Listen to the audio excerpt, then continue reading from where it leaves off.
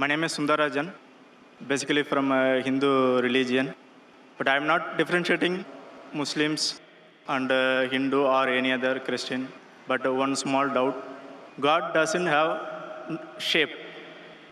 But even if we are going temple in Hindu, you know very well, there are different names of gods and different pictures and statues. You know very well. My question is, if I am going temple, for example, if I am suffering something, problem, if I am going temple, if I pray for me, God will accept or not? This is my question. The brother asked the question that God does not have shape, but if I go to a temple and if I worship idols, does God listen to me? Does God answer my prayer or not? Brother, if you read Bhagavad Gita, Bhagavad Gita is the most widely read book amongst all the scriptures of Hinduism. Brother, have you heard of Bhagavad Gita? I know some of things, but Yes. I am not all. If you read Bhagavad Gita, chapter number 7, verse number 20 says, all those whose intelligence has been stolen by material desires, they worship demigods. They worship false god.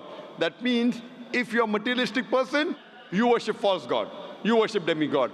And further it says that those who worship false god, Almighty God, true God, yet answers your prayer, but you go to the kingdom of false god. That means even if you worship false god, God many a time answers your prayer so that you go to the kingdom of false god.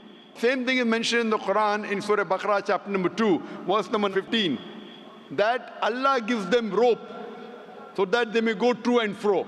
Allah says in Surah Baqarah to the hypocrites, to the munafiqs, to the kafir, that Allah gives them rope to go to and fro so that they will understand. So many a time, even if you worship the false god, your prayers are answered. That does not mean that you are worshipping the correct God. Because many people think, for example, many of the people who are non-Muslims, they are wealthy. They are leading a luxurious life. Now, wealth is not the criteria for you to go to Jannah. It's not the criteria for you to go to paradise. The Quran says wealth is a test. Anything which good befalls you, it can be two things. It can either be a reward from God or it can be a test from God. Any calamity that befalls you, it can either be a punishment or it can be a test. So suppose you worship a false god. You go to a temple and you worship the idol. Just because your prayer is answered, that does not mean you're worshipping the true God. God is testing you. You ask for wealth, God gives you wealth. God is testing you that do you follow the true path or not. Because if you read the Hindu scriptures, Bhagavad Gita is called as the nectar of the Vedas. The most superior scripture amongst all the Hindu scriptures are the Vedas. There are two types of scriptures. One are Shruti, the other is Smriti. Shruti is the word of God and Smriti is the word of human beings. So amongst the Shruti, you have the Vedas and the Upanishads. These are the highest. When you read the Chandogya Upanishad, chapter number 6, section number 2, verse number 1, it says, Ekam Evidityam. It's a Sanskrit quotation which means God is one without a second. If you read the Svetasvatara Upanishad, chapter number 6, verse number 9, Na Jasya Kasij, Janita Chadipa. Of that God, there are no lords. He has got no parents. Almighty God has got no superior. He has got no mother. He has got no father.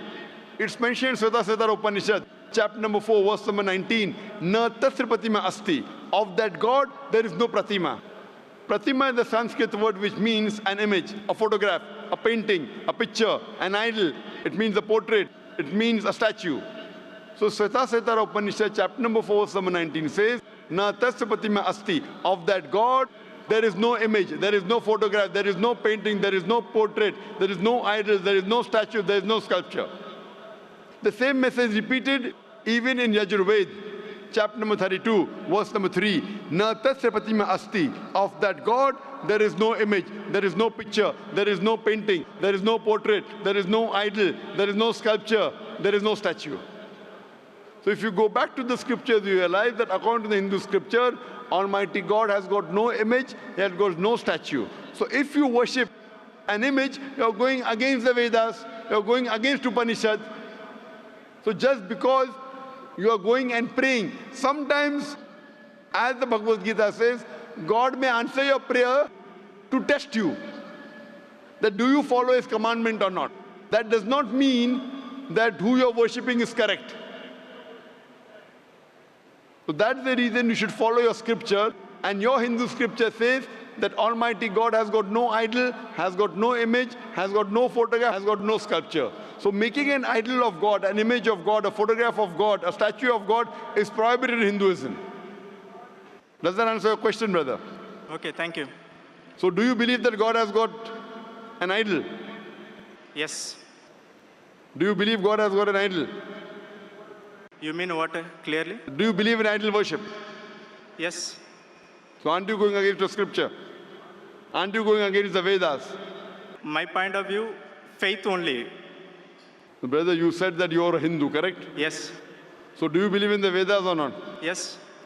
So I quoted references from a Hindu scripture, that your Hindu scripture, Yajurved chapter 32 verse number 3, says that God has got no image, has got no portrait, has got no idol. So isn't idol worship wrong? No, I don't have much communication skill, so that's why I could not express more. You don't have to have communication skills, you have to read. You have to read your scripture. I'm quoting. I'm giving references from your scripture. You don't have to hunt. You have to go back home, or we have a library in Bombay, Islamic Research Foundation Library, which we have translations of all the major scriptures in the world.